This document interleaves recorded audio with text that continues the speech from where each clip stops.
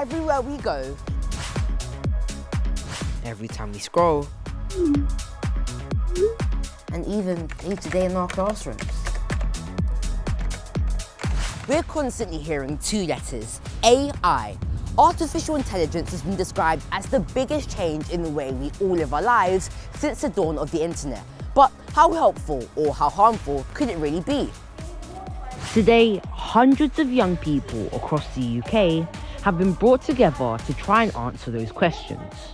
This is the first ever Children's AI Summit. What should world leaders and programmers do to address these important areas of AI?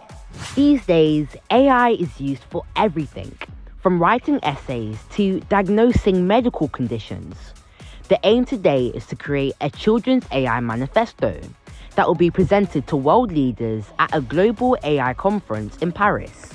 Several of the speakers here have been on research missions to examine how AI is impacting different parts of our lives, for better and for worse. But what have they found out? Over-relying on AI can impact students' problem-solving, critical thinking and creativity. There are loads of positives as well. It can adapt to students' educational needs and interests. I'm a big fan of space, crypto and Taylor Swift.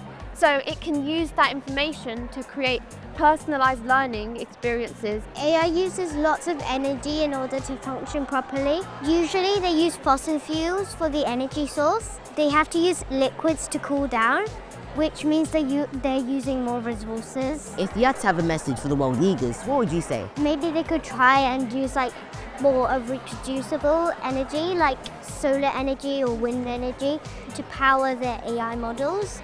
It's clearly going to impact us so much more in the future because we're growing up with this. We're going to be the people who are going to have to deal with the problems and the benefits. Top AI experts are pleased that we're finally having our say. These kinds of conversations have happened before and children have never been a part of those conversations. Children and young people are interacting with AI systems from the earliest of ages, from smart toys that infants are playing with through to AI on social media, on devices that teenagers are using. And what have the young audience here taken away from the speeches? The thing I found most surprising today was the water consumption that AI models use. So an average chat with ChatGPT takes around 500 milliliters of water. Until today, I hadn't learnt that what I'm put out in, for example, my Instagram posts is actually taken in by large language models and actually recycled and used for its training data. The thing that surprised me most today would be about how they use your information and can gain more knowledge about you from your questions that you're asking. I've heard some amazing thoughts here. I mean, these guys are definitely making sure their ideas are heard. Now, their message has been sent to the world leaders of Paris loud and clear.